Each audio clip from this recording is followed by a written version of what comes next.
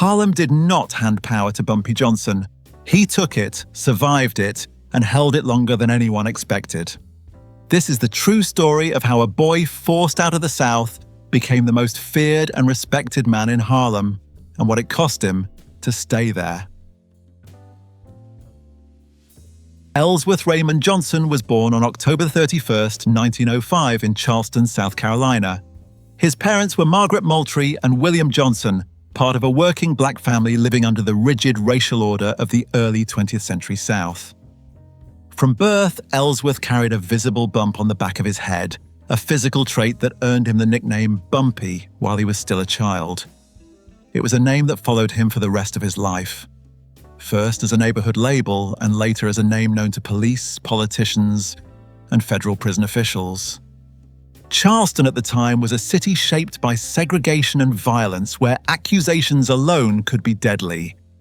When Bumpy was around 10 years old, his older brother Willie was accused of killing a white man. The charge set off immediate fear inside the Johnson household. Lynching was a real and present threat, and families understood how quickly rumor could turn into a mob. To protect their children, Margaret and William Johnson made a desperate decision. They mortgaged their small home to raise money and began sending their children north, one by one, to live with relatives in New York. This moment fractured the family and altered Bumpy Johnson's path. He was still a boy when he left South Carolina, but the lesson was already clear. Survival sometimes meant running before the danger arrived. Authority could be hostile, and violence did not always come with warning or fairness. These early years, shaped by fear, displacement, and racial terror, formed the foundation of how Ellsworth Johnson understood the world long before Harlem ever knew his name. By the time his childhood in Charleston ended, Bumpy Johnson had already learned that safety was uncertain and power mattered. That understanding would follow him north into a city that promised opportunity, but also demanded toughness from anyone who intended to endure. In 1919, Ellsworth Johnson arrived in Harlem and moved in with his older sister Mabel. He was still a teenager, carrying a southern accent, a small frame, and the visible bump on his head that had followed him since childhood. Harlem offered opportunity and anonymity, but it was not gentle. The neighborhood was crowded, competitive, and rough, and newcomers were tested quickly.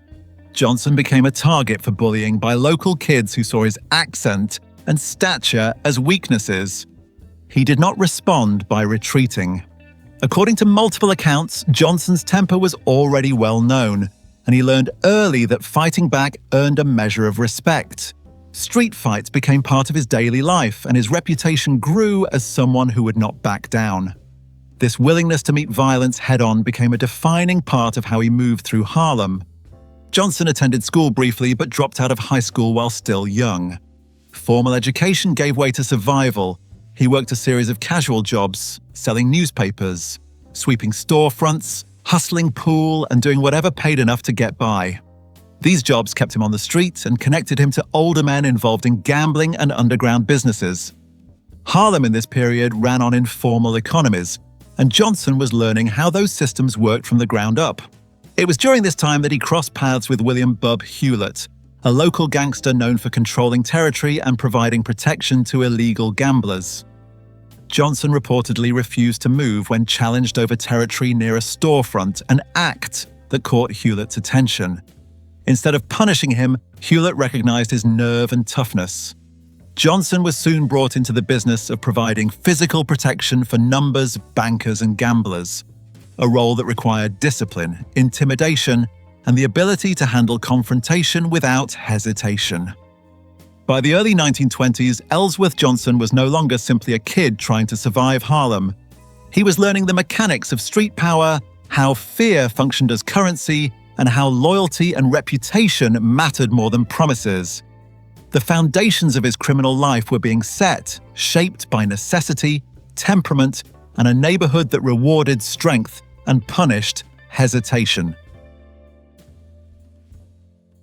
By the early 1920s, Ellsworth Johnson was no longer drifting on the edges of Harlem. He was being watched. William "Bub" Hewlett, a local gangster with influence over storefront territory and gambling operations, took notice of Johnson after a confrontation that revealed his refusal to be intimidated. Johnson had challenged Hewlett's control of a sidewalk area and did not back down when pressed. Instead of punishing him, Hewlett saw something useful: nerve, toughness, and a willingness to stand his ground. Hewlett brought Johnson into the business of protection work. Illegal gambling operations in Harlem depended on men who could intimidate rivals, handle disputes, and keep operations running without police interference. Johnson proved effective in this role. He guarded high-stakes gamblers, enforced boundaries, and learned how violence and reputation worked together. Protection was not only physical, it required knowing when to threaten, when to strike, and when to send a message that would carry through the neighborhood. As Johnson settled into this world, his criminal activity expanded.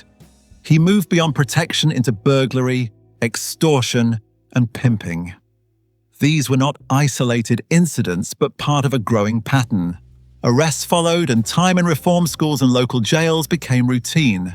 Harlem police knew his name early, and his record began to grow before he reached his mid-20s. Each arrest reinforced the same cycle. Johnson returned to the street more experienced, more hardened, and more connected. Prison did not remove him from the criminal world, it sharpened him inside it. He learned how to navigate confinement, how to deal with guards and inmates, and how to maintain his reputation even behind bars. By the end of this period, Johnson was no longer a street kid learning the rules. He was becoming a professional criminal, shaped by mentorship, violence, and repeated incarceration, with Harlem as both his classroom and proving ground. By the time Ellsworth Johnson reached his late 20s, prison was no longer an interruption in his life. It was part of the rhythm. Throughout the 1920s, he moved in and out of reform schools, jails, and state prisons on charges that included burglary, extortion, and other street crimes tied to Harlem's underground economy. Arrests came regularly, and sentences stacked up. By some accounts, by his 30th birthday, Johnson had spent nearly half his life behind bars. Incarceration hardened him, but it also shaped him in quieter ways. During long stretches in custody, Johnson read constantly.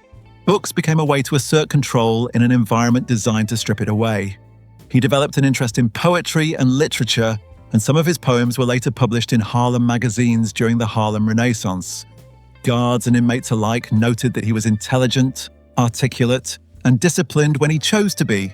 That discipline, however, lived alongside volatility. Johnson's temper followed him into prison, and clashes with other inmates and guards were common. His reputation inside was complicated. He was respected for his intellect and feared for his willingness to fight. During one burglary sentence, he spent more than 3 years in solitary confinement because of repeated conflicts. Transfers from one institution to another became routine as prison officials struggled to manage him. Despite the reading, the writing, and the time to reflect, prison did not redirect Johnson toward a legitimate life. When he was released in 1932 after serving time for grand larceny, he stepped back into Harlem with no savings, no steady work, and no legal opportunities waiting. The city had changed while he was gone, but the streets he knew were still there. So were the people who remembered his name. Johnson emerged from prison sharper, more educated, and more dangerous than when he went in. He understood power better now, how it was taken, how it was defended, and how quickly it could be lost. With nothing to fall back on and no interest in starting over clean, he returned to the only world that had ever made sense to him. Harlem was waiting, and so was the next stage of his life. When Ellsworth Johnson returned to Harlem in 1932, he was broke, unemployed, and freshly released from prison. What he still had was a reputation. Word traveled quickly in Harlem, especially among people who ran illegal businesses. It was during this period that Johnson crossed paths with Stephanie St. Clair, the most powerful figure in the neighborhood's numbers racket. Known as the numbers queen of Harlem, St. Clair controlled vast gambling operations and wielded influence that rivaled organized crime groups operating elsewhere in New York. St. Clair was older than Johnson and far more established, but she immediately recognized his value. She was impressed by his intelligence, his discipline, and his willingness to enforce order without hesitation. Johnson in turn saw an opportunity for stability and advancement that street-level crime could never offer. St. Clair took him under her wing, bringing him into her inner circle at a time when her organization was under constant threat from rival gangs and outside mob forces. Johnson became her personal bodyguard and chief enforcer. His responsibilities went beyond protection. He ran numbers, handled disputes, collected debts, and carried out acts of violence when St. Clair ordered it. Within a short period, he was no longer just muscle. He functioned as her lieutenant, trusted to make decisions and manage operations across Harlem. This position gave him authority, resources, and visibility that he had never possessed before. The partnership placed Johnson at the center of Harlem's criminal economy. St. Clair was locked in a struggle to keep control of her territory, and Johnson became the instrument through which that control was defended. His reputation for violence grew rapidly, but so did his standing. People who wanted to operate in Harlem now had to deal with him, either directly or through St. Clair. By the early 1930s, Ellsworth Bumpy Johnson had moved from being a repeat offender to a central figure in an organized criminal structure, with real power and real consequences attached to his name. By the early 1930s, Harlem had become a battleground. Stephanie St. Clair's numbers empire was under direct assault from Dutch Schultz, a German Jewish mobster, whose organization was expanding aggressively across New York. Schultz wanted Harlem's gambling rackets, and he was willing to use violence, police protection, and political influence to take them. For St. Clair, surrender was not an option. For Ellsworth Johnson, the conflict became the proving ground that defined his reputation. Johnson was placed at the center of the war. As St. Clair's chief enforcer, he organized crews, carried out attacks, and protected key figures within her operation.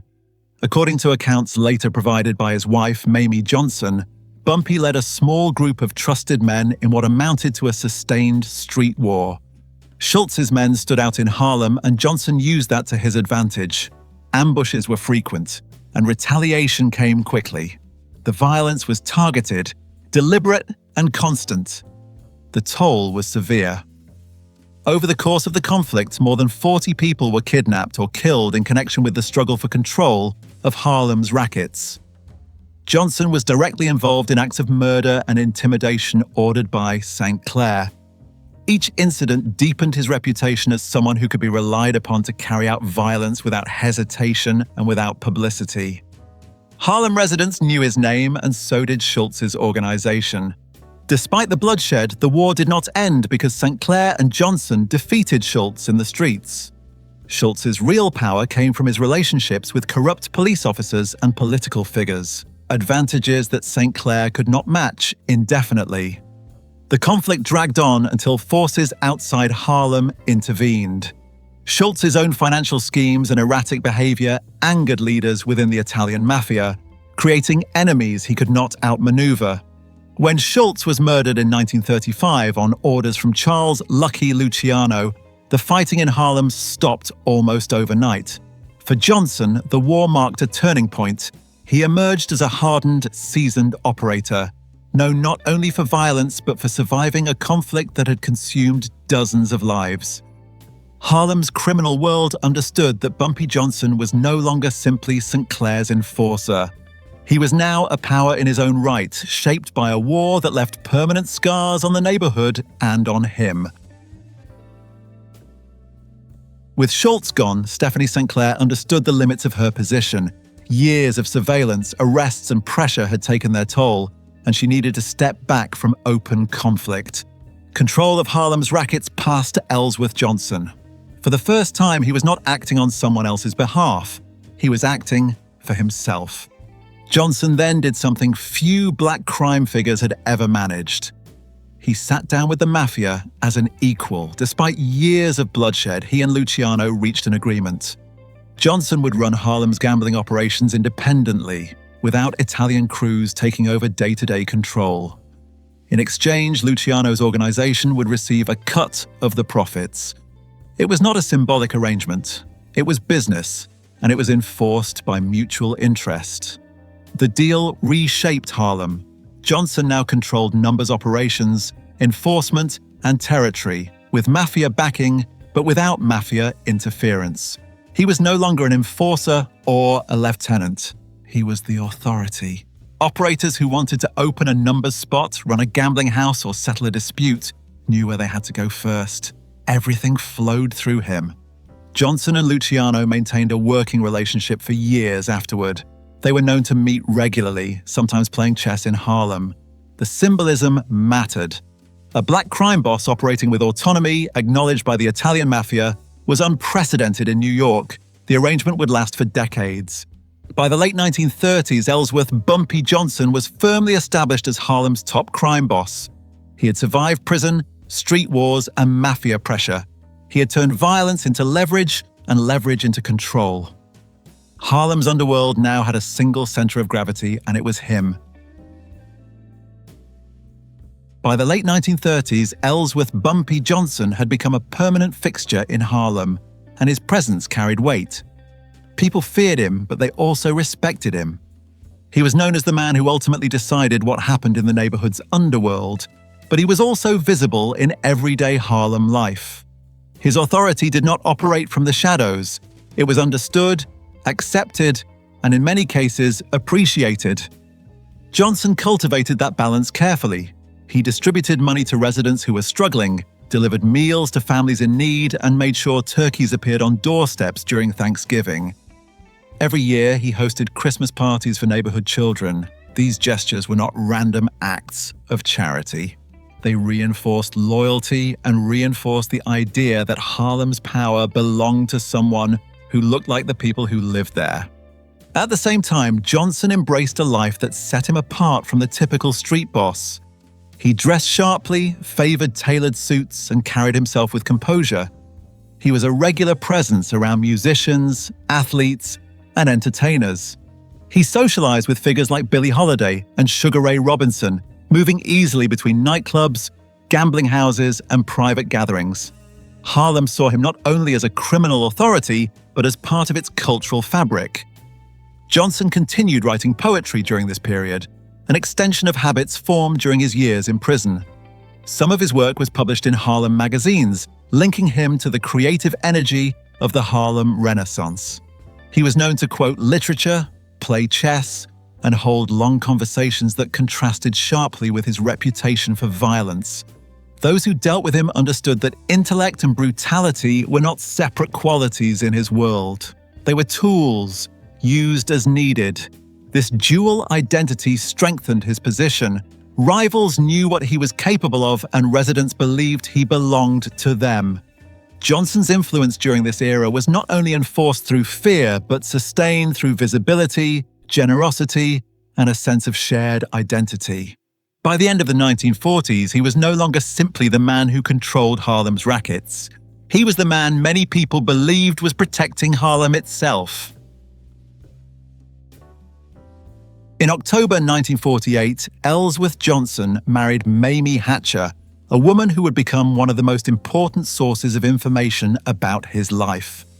They had met earlier that year, not long after Johnson had completed another prison term. The relationship moved quickly. Within 6 months of their first meeting, they were married, a decision that reflected both Johnson's decisiveness and his desire for stability in a life otherwise defined by constant pressure. Mamie Hatcher had come to New York from North Carolina years earlier and supported herself through legitimate work, first as a waitress and later as a hostess. She entered Johnson's life fully aware of who he was and what he did.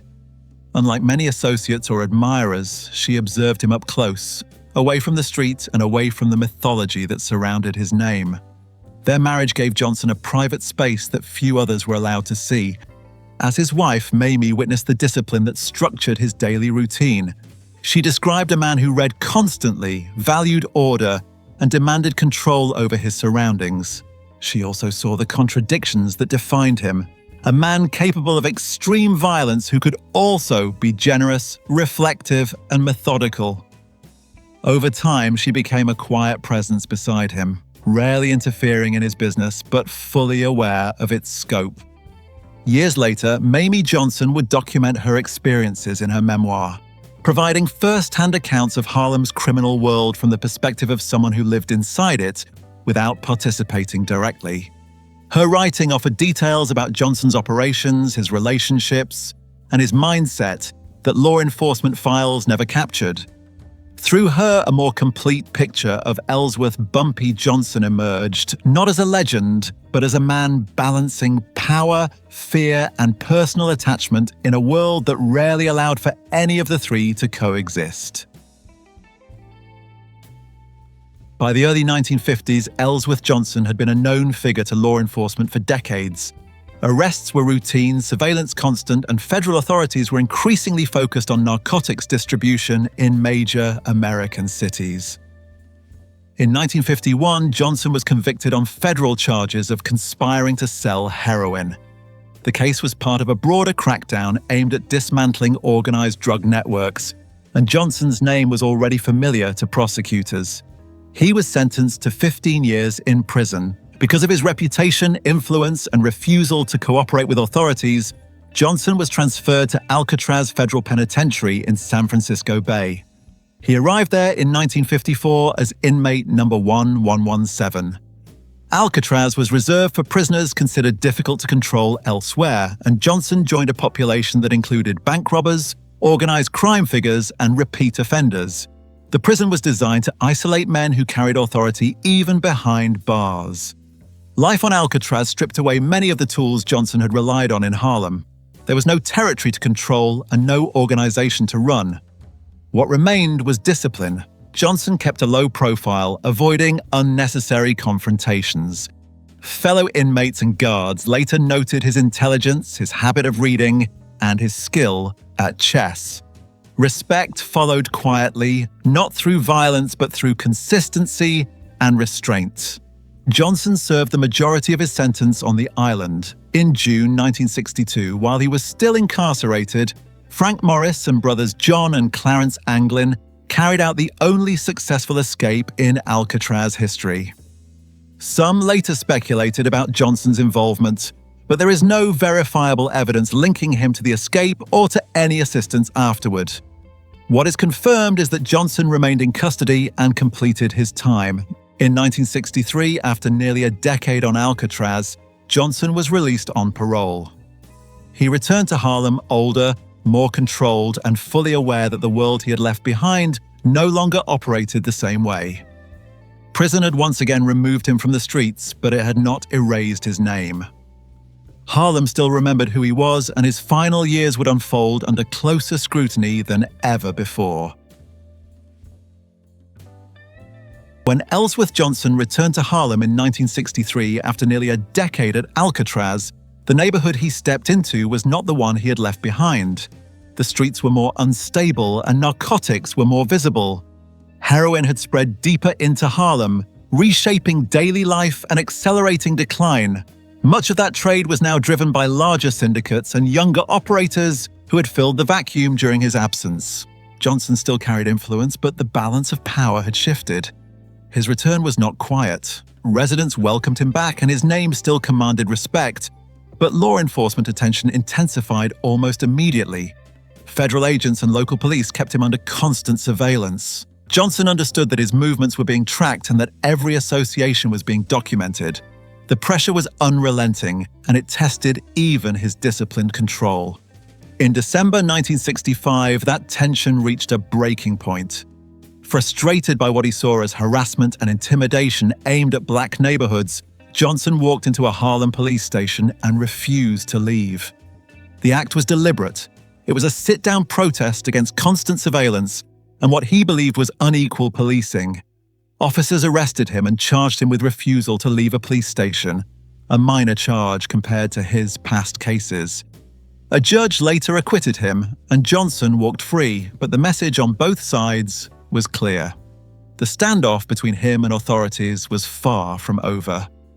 During these years, Johnson also maintained relationships that crossed into Harlem's political and social struggles. He had known Malcolm X since the 1940s, long before Malcolm became a national figure.